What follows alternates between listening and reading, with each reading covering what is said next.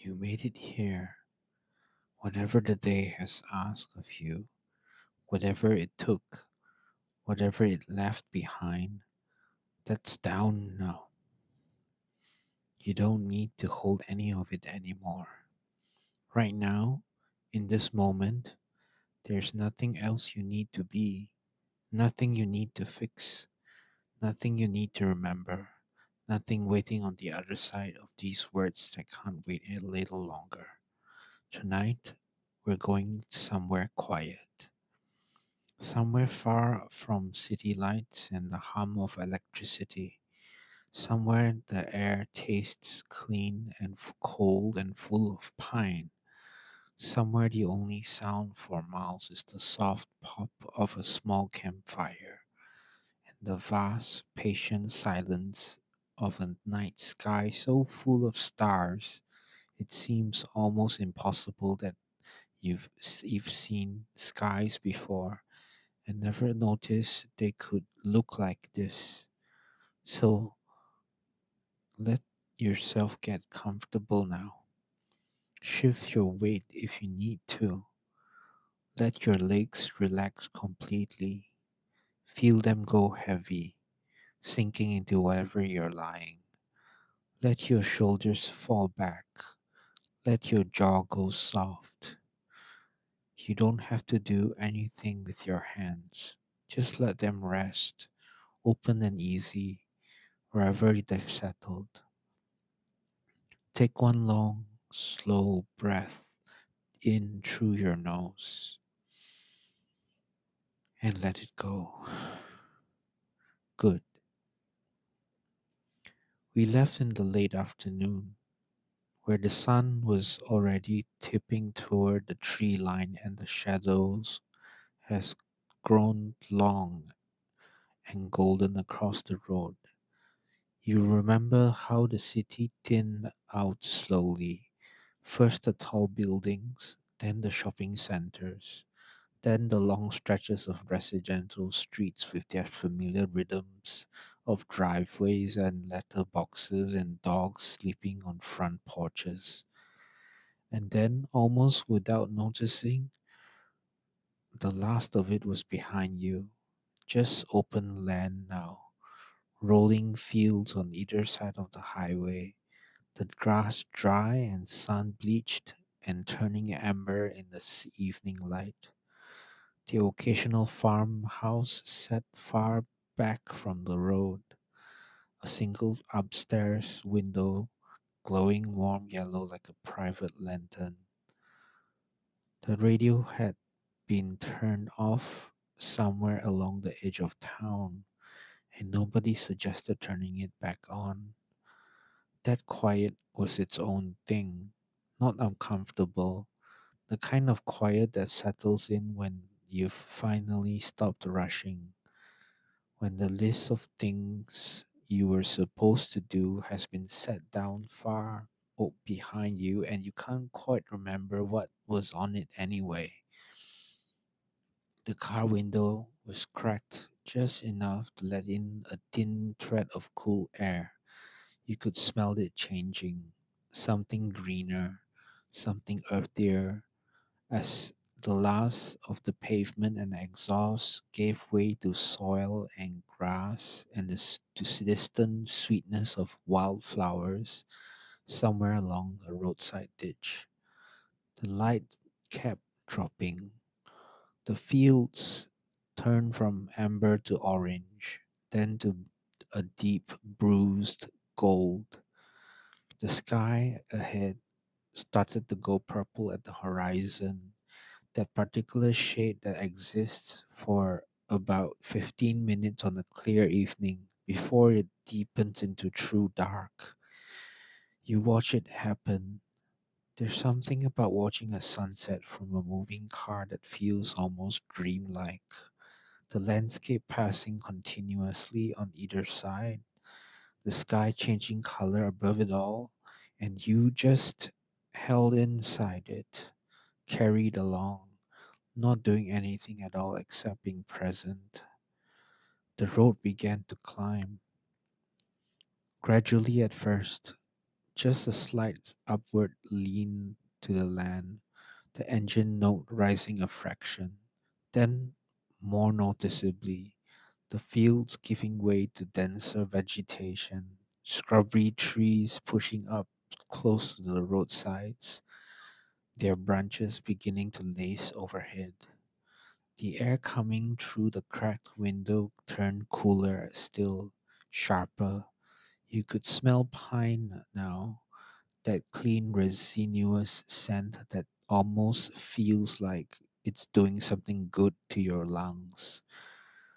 The last of the purple faded from the sky, and the road wound on through the darkening trees. The headlights pushing a small cone of pale light ahead, the world beyond it gone soft and formless and close. The turnoff was easy to miss, just a gap of the tree line and a wooden post with a hand painted number on it, half hidden by a low pine branch. The track beyond it was unpaved, gravel at first, then packed dirt, rutted softly from old rain. The trees pressed in closer here, their trunks silver gray in the headlights, and the sound of the tires changed from the smooth hiss of asphalt to a quieter, more irregular crunch. You wound the trees for few minutes, and then the track opened into a small clearing, not a large space, just a natural pocket where the trees had stepped back from one another and left a flat circle of earth and dry grass, a ring of stones in the center from someone's previous fire, and above it all, open sky. The car stopped. The headlights went off, and just for a moment, before your eyes adjusted, there was pure darkness. That brief, slightly startling dark of a place that with no ambient light, no street lamps, no lit windows, no orange glow above the horizon from a distant town, just dark. And then slowly the stars appeared. Not all at once, they revealed themselves gradually, the way a face emerges from a shadow when someone steps into soft light. For a handful of brightest ones scattered in the upper dark, then more as your eyes open wider to take them in, then more still until the whole sky was dense with them, layered and impossibly deep. The Milky Way, a pale wash of light arcing from one horizon to the other like the ghost of something vast. You stood there at the edge of the clearing and looked up. For a moment, nothing else existed. Not the day that had been just past, not the week before it, not the low, persistent hum of everything that usually runs in the background of your thoughts. Just the cool air on your face, the smell of pine and earth and night sky. That sky.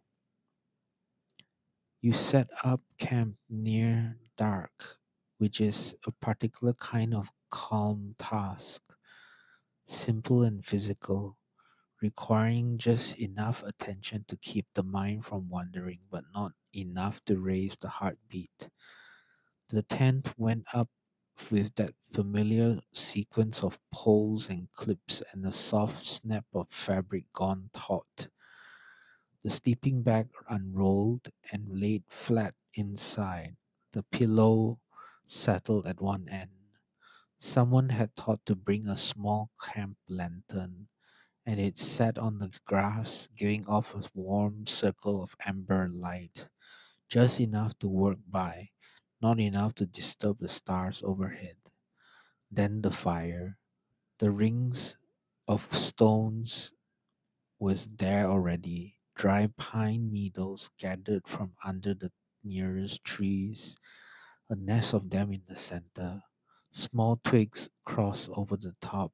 and then larger ones, a loose pyramid with room for air to move through. The match caught on the second try. A small yellow flame moved through the pine needles with that quiet, industrious crackling of a fire finding its feet. The twigs caught one by one. A thin scroll of smoke rose and disappeared into the dark above the clearing, and then the fire settled into itself, and the crackling deepened, and the light it threw was warm and moving, and the old in the way fire always feels old, like something remembered rather than seen for the first time. There's a particular kind of sitting that only happens beside a campfire. You don't quite do it in a chair indoors. You don't do it at a restaurant table or on a park bench. It's a specific to this, to have a fire in front of you and the darkness behind you and no screen to look at and nowhere to be. Your body settles into it naturally. The spine softens, the knee comes up, or the legs stretch out. The hands wrap around something warm, a mug perhaps, or just each other. You find yourself watching the fire, not thinking about it exactly, not analyzing the chemistry of combustion or the structure of the flames, just watching the way your eyes track movement without effort, the way the light shifts and coals underneath to glow with deep orange to near white and back again. There's a log near the outer edge of the ring that caught well, its surface running with a slow, liquid looking flame in the shades of blue and gold. Inside the pyramid, the original twigs have collapsed into a bright, settled core of embers and pulsed gently with each small shift of air. The fire makes sounds, that soft, irregular popping, small pockets of air or moisture releasing inside the wood, the occasional hiss, the deeper, almost musical sound of when a larger piece of wood shifts and settles against another, sending a small burst of sparks spiraling upward like a brief, careless constellation. You watch the sparks rise. They go fast at first, then slow, then go dark, each one completing its small arc from fire to sky before winking out somewhere in the air above the clearing. Above the clearing, the stars are still there, unchanged by the fire's small theater below them, patient and constant and unimaginably numerous. You looked up from the fire and let your eyes readjust to the dark. It takes a moment. The fire has been generous with its light, and the dark beyond it is deep. But gradually, the stars come back. First the brightest ones, then the softer ones, then the whole vast, complicated field of them that lies behind everything else. The Milky Way is a smear of pale light across the upper sky, like the ghost of a river, like breath on cold glass. You can see the slight darkening at its center, the dust lanes that break the light, something your eyes wouldn't catch from any city in any amount of squinting. Out here, it simply presents itself. You find a comfortable spot on the ground near the fire, a patch of dry grass, soft enough with its of growth, and you lie back. The earth beneath you is solid and cool. You can feel it through the thin layer of your jacket. that reassuring firmness, the weight of the ground holding you, and above you, the whole sky. Lie back with me for a moment. Let your body be heavy on the ground.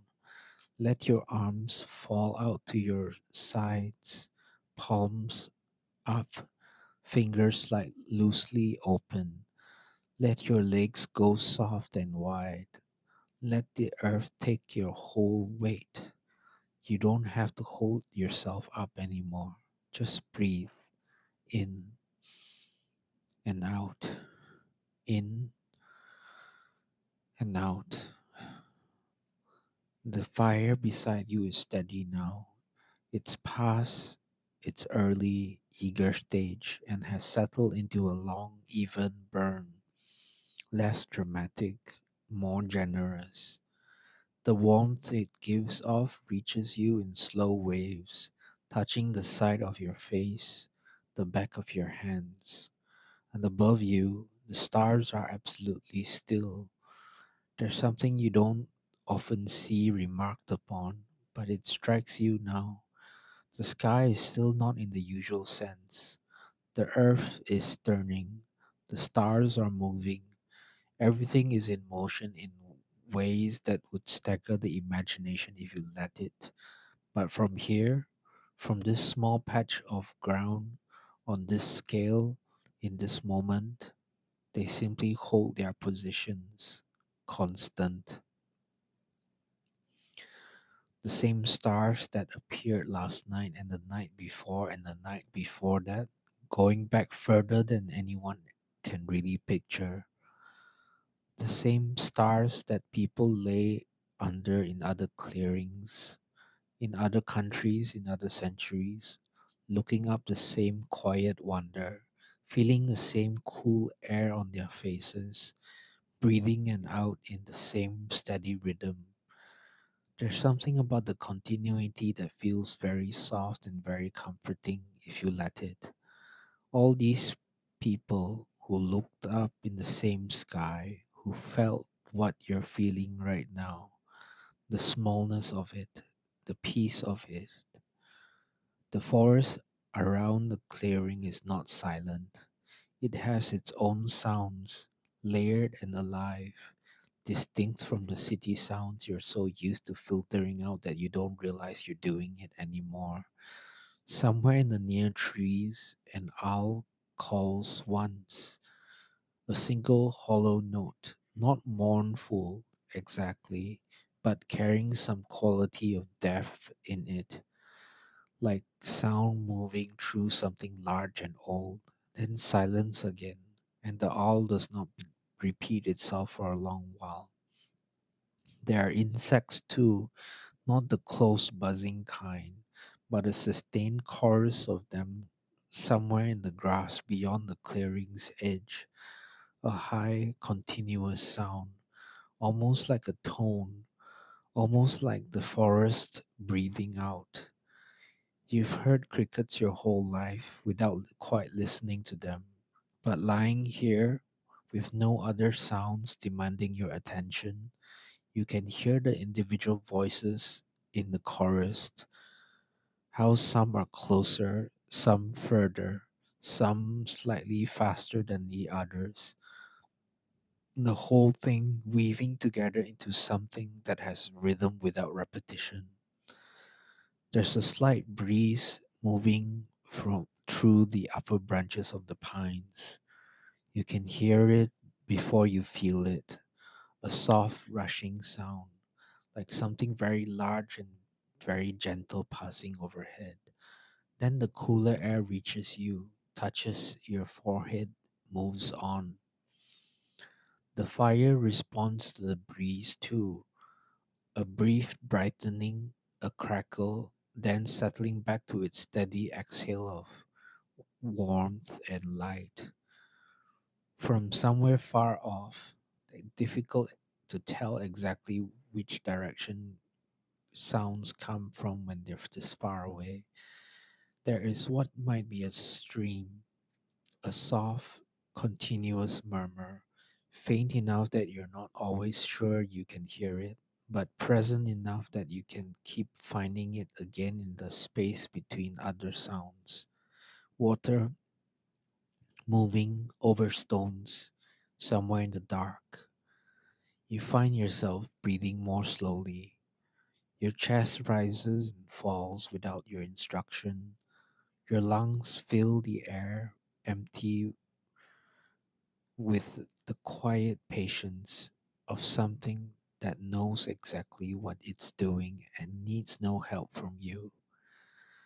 The ground beneath you feels warmer now, or perhaps it's just that you've been laying on it long enough that the two temperatures have met somewhere in the middle and agreed. Your eyes are still open, looking up, but they've gone soft, not searching, not tracking, just receiving whatever the sky is willing to offer. You notice a satellite crossing the field of stars, a small steady point of light moving in a straight line from northwest to southeast, slower than a plane, faster than anything that belongs to the night sky. It takes perhaps 2 minutes to cross your field of view and disappear from the tree line. Then it's just the stars again, and the fire, and the sound of insects weaving their patient, continuous song. At some point, without deciding to, you've moved a little closer to the fire. You're lying on your side now, one arm folded under your head.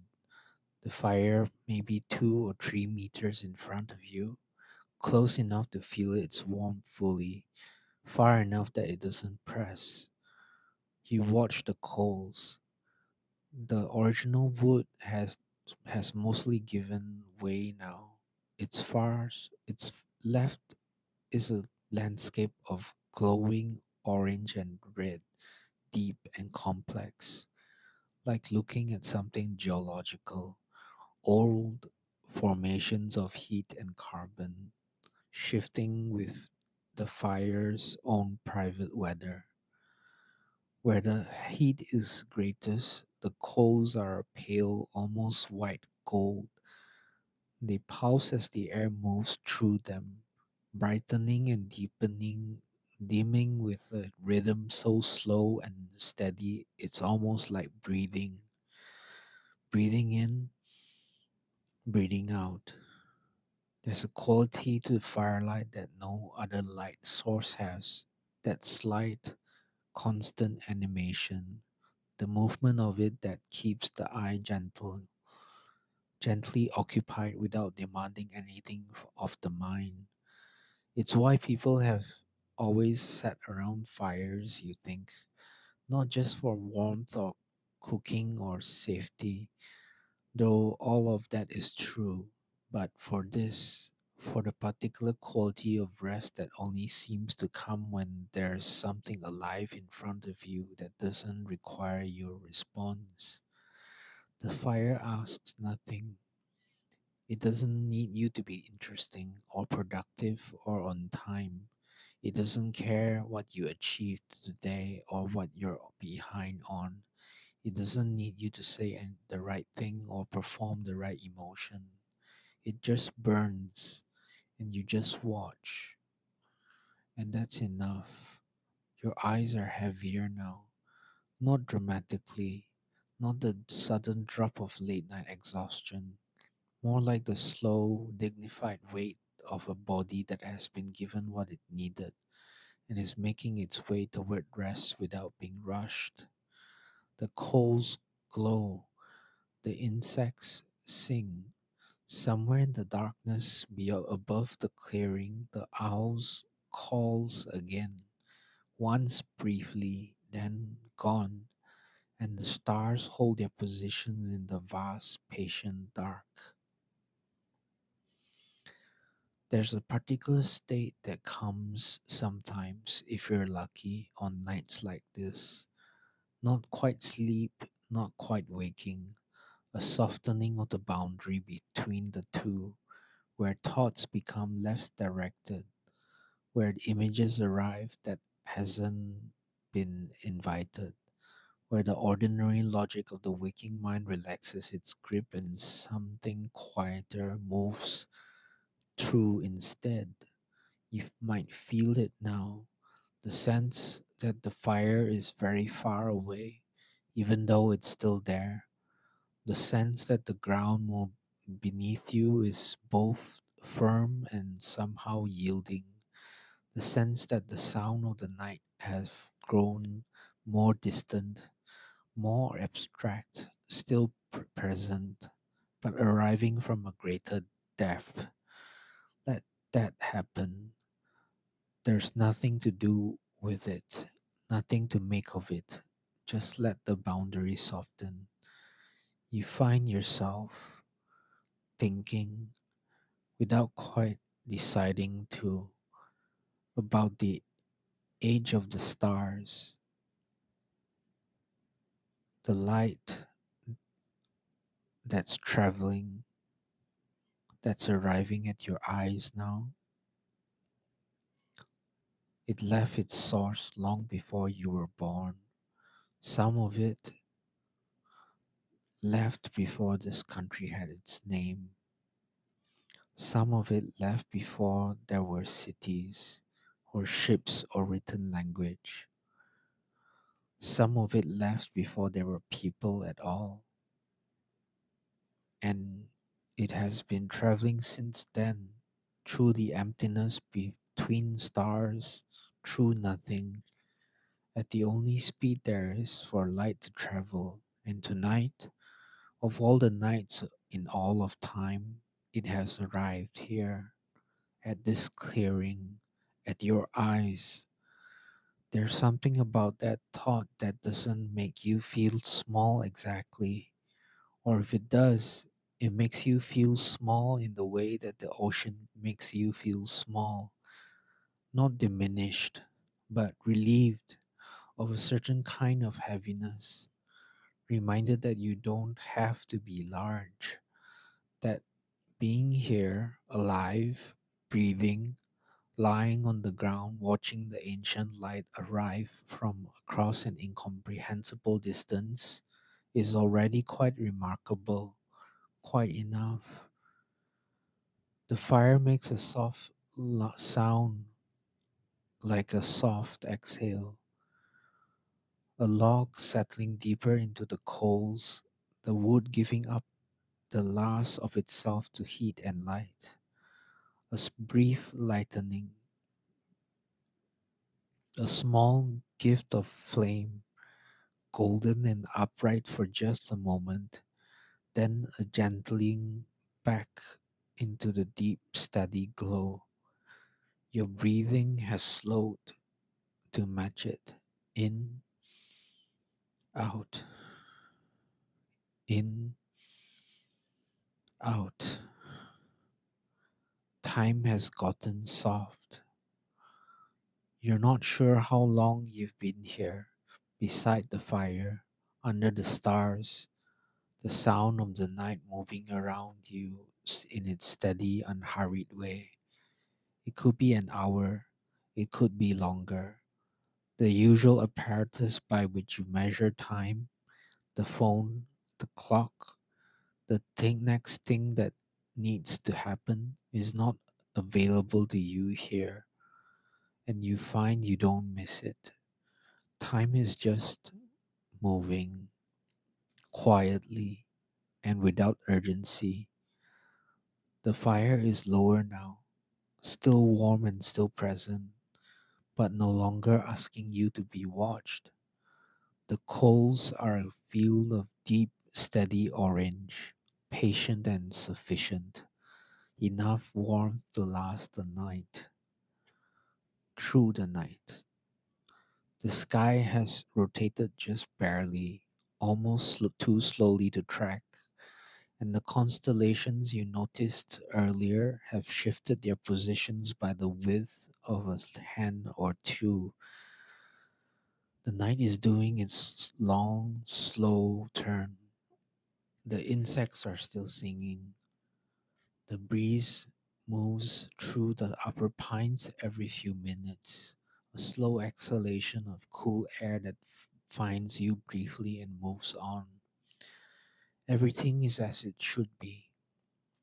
You are warm on the side that faces the fire. The air on your back and your face is cool and clean. Your body is completely without tension, and you can feel that now. The absence of it, the jaw unclenched, the shoulders not holding anything, the hands open. This is rest. This is what it actually feels like when it comes. You think very briefly and without urgency of the tent behind you, the sleeping bag inside it, how easy it would be to close the tent flap against the night air and let the warmth gather around you. But not yet. For now, the sky. For now, the fire's last warm company. For now, the sound of the forest being itself in the dark. At some point, without making a decision about it, you find yourself standing. The fire is still going, still warm, still glowing, but it has reached that late night stage of quiet sufficiency. It will be there when you're not watching it. You take one more look at the sky. The stars are as they were, as they always are, as they always will be from any human scale of time, holding their positions in the deep dark, patient and bright, and immeasurably far away. You take a slow breath of the night air, pine, smoke, earth, cold. You hold it for just a moment, then let it go. The tent zip is quiet. You've done this enough times that the movements are almost automatic. One knee, then the other, the soft compression of the sleeping bag receiving all your weight, the way everything adjusts and it settles in the dark interior. You pull the zip closed. The sounds of the night are still there, softened by the tent fabric, made slightly more distant, as if arriving from the other side of a wall in a room you remember from long ago. The insects, the occasional breath of wind in the pines, the faint intermittent pop of the fire outside, all still there, all still steady. You pull the sleeping bag up around your shoulders. The warmth arrives quickly, your own warmth, gathered and held by the bag, building into something deeply comfortable. Your arms settle around your sides. Your feet go slack. The floor of the tent is firm beneath you, level and solid. Above you, just a thin layer of fabric, and beyond it, the whole vast sky. You know it's up there. Even with your eyes closed, you know the stars are still out there, doing what they do, holding their ancient positions in the dark. They'll be there when you wake. They'll be there when you don't. They simply are, and that is enough. Let your eyes stay closed. There's nothing to see, just warmth, just a soft dark behind your eyelids. Just breathe, moving in and out in the same slow patience as the fire's coals, as the stars' ancient light, as the forest around you breathing in the dark. Your thoughts, if they come, are welcome to come. Let them come through like clouds in the sky above, unhurried, without needing to be caught or held or followed. They'll pass. Everything passes. And what remains is this: the warmth of the sleeping bag, the firm, kind earth beneath you, the sound of the forest, far away now, soft as something remembered. Breathe in, breathe out. Let yourself be here. Let yourself be quiet. You are safe. You are warm. You are held. The stars are out. The fire is low and steady. The night is long, and you have nowhere to be but here. Here, right here. Sleep now.